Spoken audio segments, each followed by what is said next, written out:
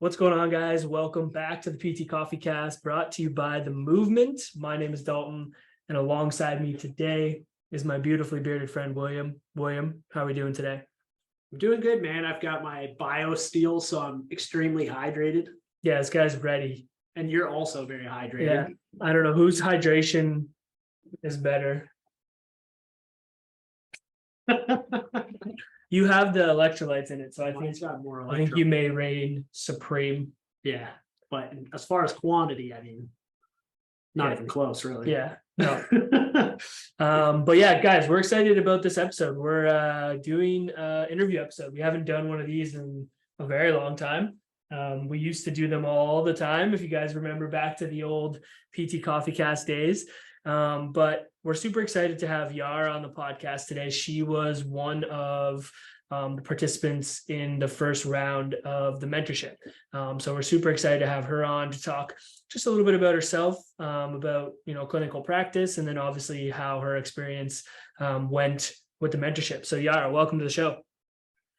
Hi, thanks for having me. How has your morning been? Are you hydrated this morning? A little bit. I'm getting through my cup of coffee. Yeah, that's the kind of hydration that I like. Right on. That's great. I feel like we're doing a disservice because we don't have any coffee on this episode. I think it was purely just the time thing. It's true. We would have coffee. It's true. But Yara, why don't you kick it off with just like doing a little intro of yourself?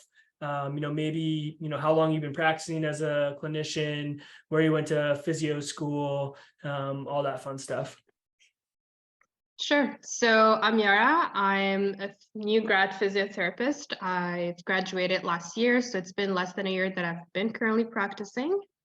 I have done my bachelor and master's at McGill University in Montreal, and this is where I'm currently practicing. Since I've graduated, I've been working both in orthopedics and pelvic health, and it's been truly passion since the beginning, and I will 100% continue working in both for the future. Nice. Yeah, it's a nice little combination to start your career. I'm sure you're learning a lot from being in both realms, specifically having pelvic health on top of the orthopedics. I think that's a good combination as a clinician to get started. Yeah, definitely. And I think they're not mutually exclusive. I think you gain from working in both. So I'm really excited to see where my career will take me with this, because there's so many different things you can do in both realms. Let's before we get into like your current practice and all that, like what kind of led you down the realm of physio? Has that always been something that you wanted to pursue, or how did that come about?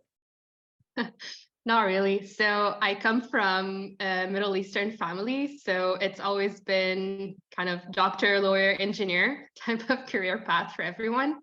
My older brother actually ended up being an engineer, and I decided like, nope, I'm gonna go against that. Don't feel like being an engineer or a lawyer. So I ended up with the medical field.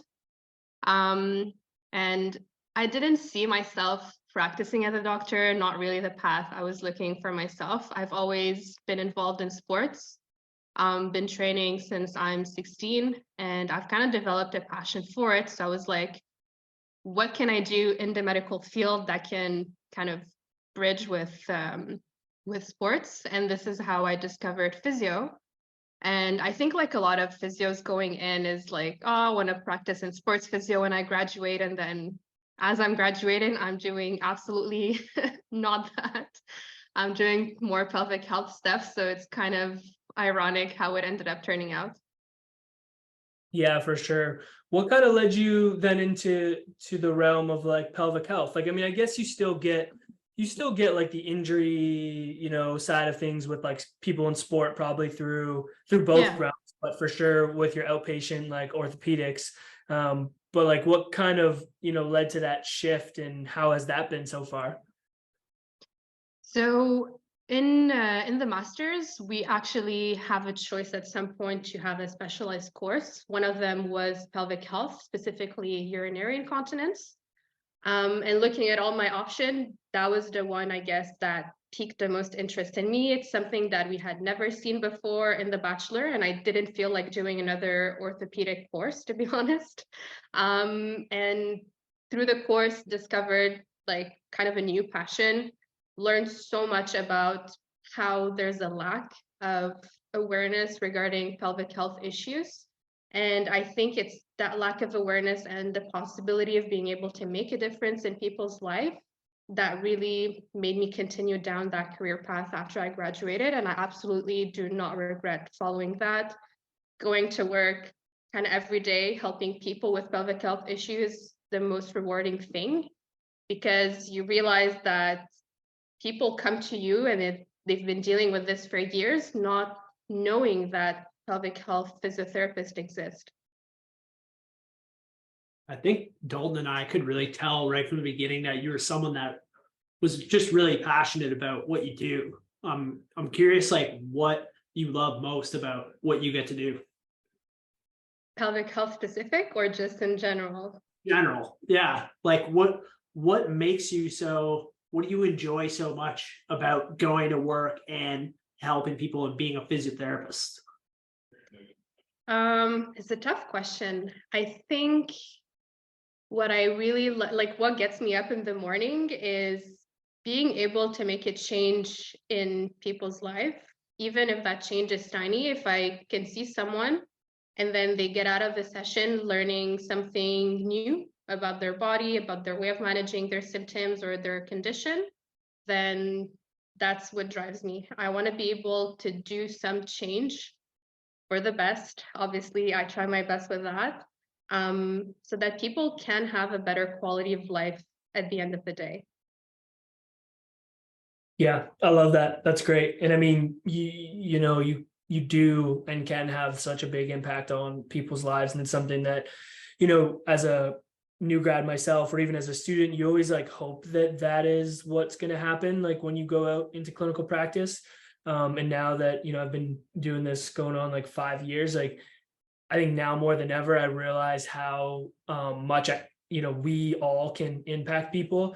And I don't take that for granted. And I think it goes in the opposite direction. Like we can have like influences on people's lives in the negative if we're not being aware of like what we're saying and what we're doing and how we're approaching care. So not to like make it like a bad thing, but I think like we just have to take it's a big responsibility to take on. And I get excited about being able to do that. And I think I'm just way more aware of it now than I was maybe when I first started. Yeah, definitely. And I think the pressure of a new grad is even greater because you don't have as much experience to back you up. And then sometimes if the interaction didn't go as well, you'll have a tendency to kind of blame yourself in the situation.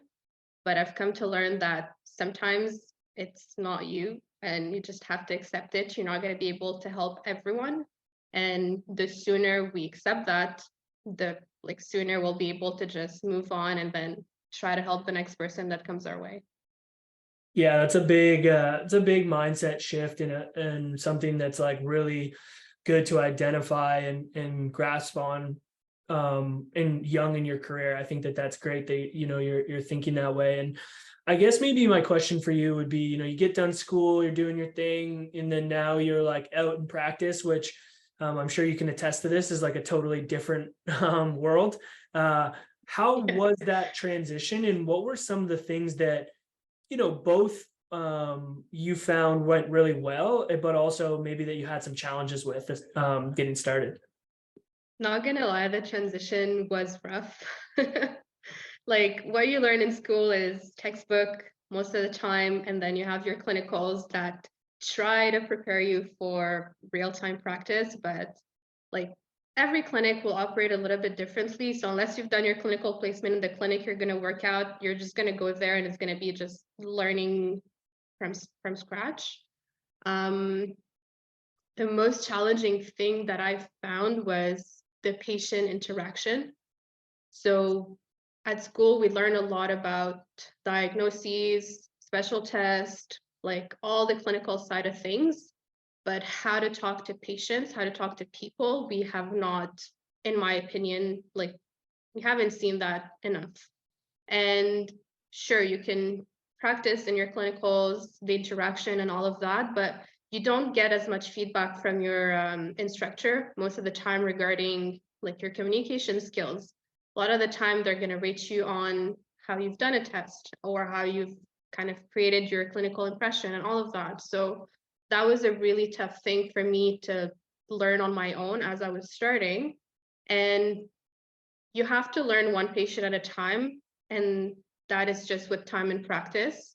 So you try to see, okay, like the way I'm saying things, does that work or no? And then you realize that some people will shut off and not respond anymore to what you said because of the way you said it. And then you're like, okay, maybe next time I'm not gonna say that this way. And this is why I think I was driven to the mentorship in the first place, is because you guys were providing more concrete tools to improve the communication skills and how to do that. And it did change the way I was perceiving that their famous therapeutic relationship that everyone talks about. Helped me be more confident in the way I talk to people. And even though, you know, the interaction doesn't go the way I wanted to, that's okay. And I accepted it because I knew that I did my best in regards to that. What was the other part of the question? I don't remember. That I think you answered. was the challenges, yeah. I think you nailed the, yeah, I asked you like what are some of the challenges you may have faced and what are some of the things that you felt like had been going really well. Yeah.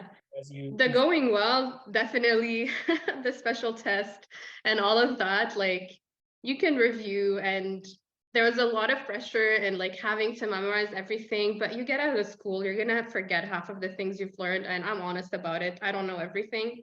So I often just get back to my notes when I see that I have some type of condition coming in. I just go over my notes, no shame, kind of refresh my memory and then just do that. So at least school has taught us that, and they've nailed it pretty well. But yeah, any other type of like communication or kind of moving on with the plan of care, these were the big challenges as I was coming out of school. Yeah, it's funny because I think a lot of people have sort of shocking revelation when they get out and they're like, they do everything quote unquote right, and then the person cancels all the rest of their sessions, and you're like, Yeah, this happened there, you know? yeah, And it's like, I think just realizing, and it sounds like you kind of went through this transformation of like realizing what are the actual skills that you do need to develop.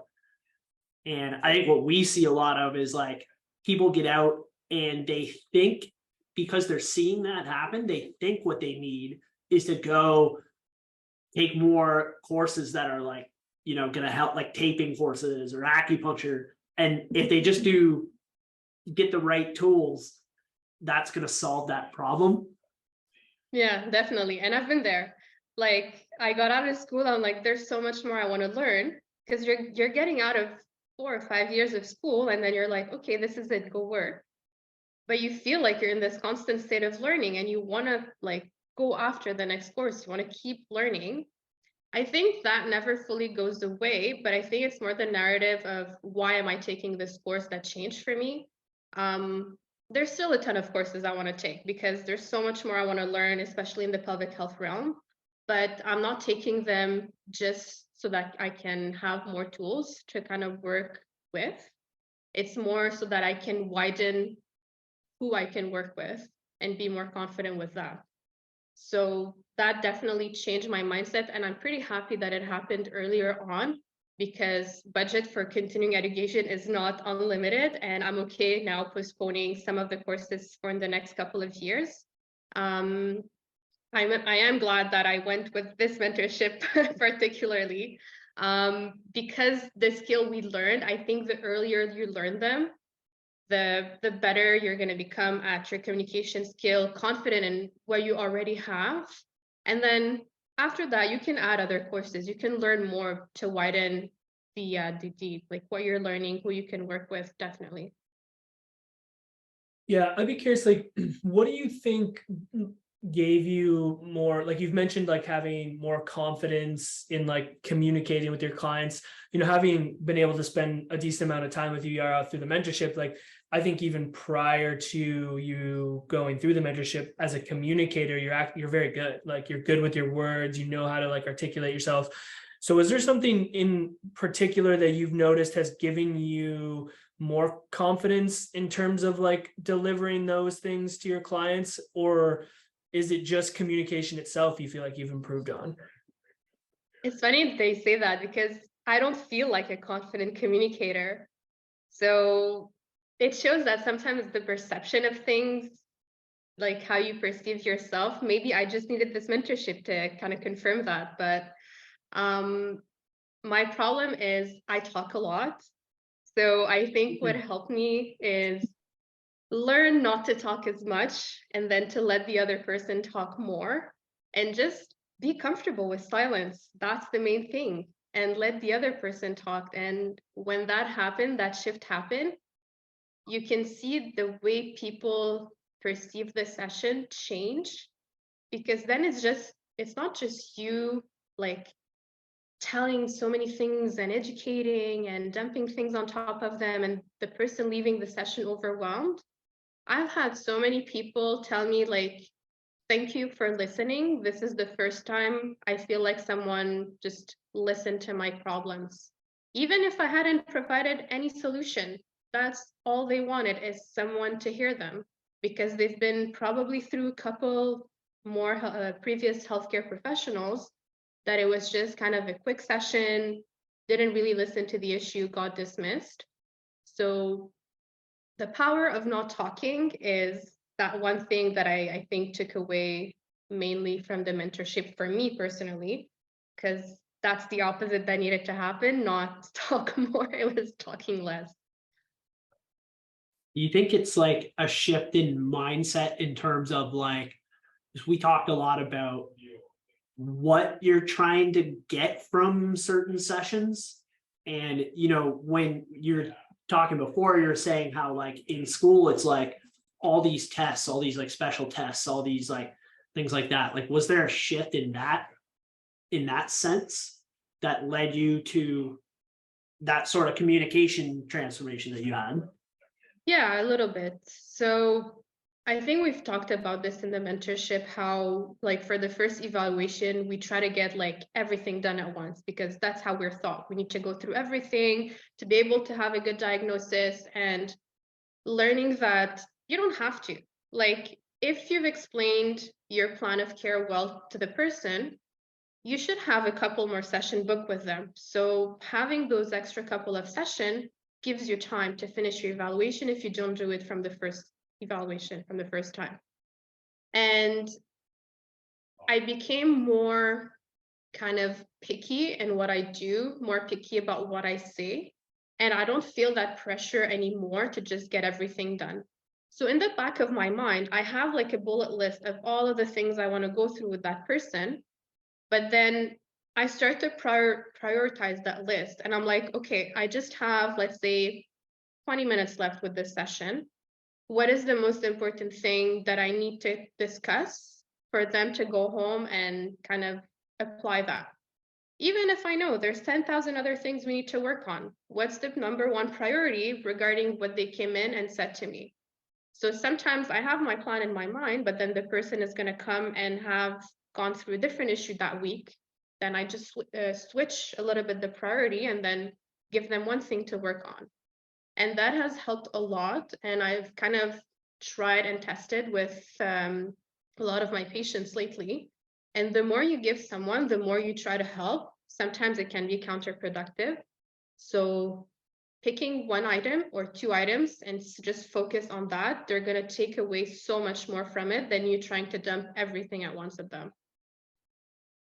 I think sometimes too, like you're talking about, like being comfortable, like you've gotten more comfortable with something maybe not going well, like, but knowing that as long as I go through my process, right, and say that person stops coming to see me, like you can feel okay about that because you went through your whole process and you have the things that, like you said, you want to make sure that you're picking up on, or the kind of systems that the way you're setting your sessions and whatnot?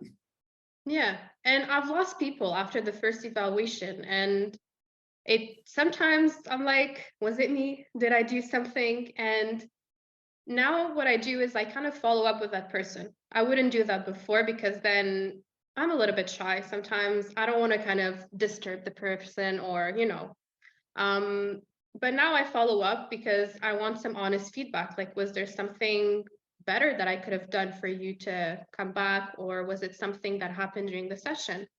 And I think it's realizing that sometimes it's not the clinician's fault. It's just the person is not ready to get the help that they need. So sometimes people can be coming in for a quick fix, but if that's not what they need, and then you lay it on the table, you give them options, you're like, this is what it's going to take to help with your issue. Are you ready to do those steps or not? And if they're not, then it's not your fault that they're not at that stage yet. And it's being able to accept that when they're ready, they're going to come back. But you've been honest with them, you've laid your cards on the table, and then the decision is up to them. Yeah, no, for sure. And it is challenging. And I think, even still it's challenging for us to, when that happens, to reach out to people and try to evaluate, what happened. And I think, part of what we talk about in the mentorship and why we're so big on the process and implementing some frameworks that you kind of even just talked about a little bit, like those checklists of things that you're going through, is so that you can honestly evaluate yourself. And if you evaluate yourself and you find that you hit everything that you needed to hit, and then that was the case, they weren't ready or it wasn't a good fit, then that's okay. And then vice versa, if you did and maybe you didn't communicate the best, or maybe you didn't listen and you just talked, which I do all the time, and then they're just looking at you with wide eyes and then they don't end up coming back, well, then you got to honestly evaluate yourself and be like, well, maybe I shouldn't talk so much. And I think that that's okay. Like, that's part of the process, and that's part of learning as a clinician and growing as a clinician. And I think it's good that you're recognizing that and implementing that already. I think it's going to really pay off for you as you continue to develop. Yeah, and those processes are important. You need to have frameworks in place for you to back up what you're doing, to be like, I did everything I could. Now, like, it's up to the other person. And I think as I was coming out of school, we know how, like, quick fixes, this is not how we solve problems on a patient side, but I think I went through that as a clinician. So having one person in, and it's like, I need to get them out of here in the least amount of session as quickly as possible. And I kind of fell into that trap. And this is where I think that imposter syndrome started kicking in, because I'm like, people are not getting better fast, like something is going on. And then it's accepting that things takes time, and that following your framework, following your process, guiding the person through all of that. They might fall off at some point, might not be your fault, and then they're going to come back at some point, and then you're going to take it back wherever they were in that framework. I've recently had a patient that I had an evaluation a couple of months ago, and then she just kind of went MIA. Didn't hear from her, thought, she wasn't satisfied with what we did together. Recently re-emailed me to book another appointment because she said, like, oh, I was just traveling, I just came back, I would like to book another appointment. I was like, oh, okay, let's get you back on track. So as long as you kind of follow your framework, go one step at a time, and then don't take everything personal if people don't follow up with you. I think that's what it's going to take to improve that confidence that you have as a new grad. Yeah, I love it. I'm curious to hear, just before we kind of transition to wrapping up, I'm curious to hear like what you're looking forward to over the next like 6 months to a year with regards to like your clinical development. Are there things that you're hoping to, accomplish or looking, to do? I'd be really curious to hear that. I feel like I want to do so many things. It's so difficult to answer this question. That's a tough one. I think I want to be able to mix both orthopedics and pelvic health I think they're operating a little bit too separately currently, in my opinion. I want to be able to mix both, bring everything under one roof. Like to my knowledge, there's no pelvic floor clinic that has training equipment or access to higher intensity stuff. And that's kind of the key piece missing, I think, in bridging the gap between just pelvic health and performance. And this is where I feel like I want to take my career, is pelvic health, but for the athlete. So Yeah. hopefully that's what's gonna happen in the next couple of years if I play my cards right. I love it. Yeah. Everywhere but the movement, because the movement does offer that gap between pelvic and strength and conditioning. In Montreal. Just gonna throw a little plug out there. No, but I in Montreal, yeah, I'm just joking around. Yeah, I think that's amazing. And one thing that I've noticed about you since like first meeting you and having you go on the mentorship is like your drive to have an impact is very obvious. And you're very observant of things such as the gap between, pelvic health and orthopedics and for athletes. And you're very aware of that stuff. And I think like, just not that you need this, but just trust that instinct and continue to go down that, because I think you're someone that can have an impact and make change in those realms. And I know as a young clinician, it can be sometimes hard to believe that, and you can be very much doubting yourself as to like, should I be doing this now? Should I be waiting? And I just want to reinforce that, like, if that's what you want to do and you think that it's where you can have an impact, that you should dive into that and go for it like right now. That's the one thing that Will and I did early on in our career, and I'm very happy that we did that. And I know that sometimes it can be scary to do that, or other people might have opinions on that, but I think like you should go for it if that's something that you feel is right. Thank you. Thank you so much. And I think you guys have been honestly such a great support. I think it's rare that like more senior clinicians support new grad that much. So I can definitely say you guys made a huge impact on how my career is going to go. Honestly, I don't know if I would be here if I hadn't taken the mentorship, or I would have those ambitions that I currently have. But going through the mentorship, talking to you guys every week, really build up my confidence and trusting what I already have and just building up on that, instead of always being like, oh, I'll come with experience, just wait. Like, no, you have the skill set you need, just start building that from now, and then that will take you down the path you want to have in your career. So I honestly want to say a big thank you. You've really made a big impact, and I know it's the kind of thing you want the mentorship to be. And I'm here to tell you that it's working. It's making the impact that it needs to do on new grads, and that you guys are awesome. So keep doing that. Thank you. Virtual props. Yeah. Love it. Yeah, thanks so much for your time. I would love for you to just let people know where they can follow you on Instagram. I know you're putting out content there. If people are in the area that are looking for an awesome physio, let them know where they can find you. Yeah, sure. So my Instagram is still a baby Instagram. There's not a lot on it. You can find me at Yara Physio. I'm going to start putting a little bit more content. So if you want to follow me, you can find me there. And I currently work at 2 clinics. So currently orthopedics is at Dynamics Montreal. And you can find me working in pelvic health at Ask Physiotherapy. So if ever you want to book an appointment, just talk, hit me up on Instagram, and it'll be my pleasure to talk with you. I love it. Yeah, thanks so much for your time. I really appreciate it. It was awesome having you in the first cohort, and I'm super excited to see what you do as your career develops. Thank you.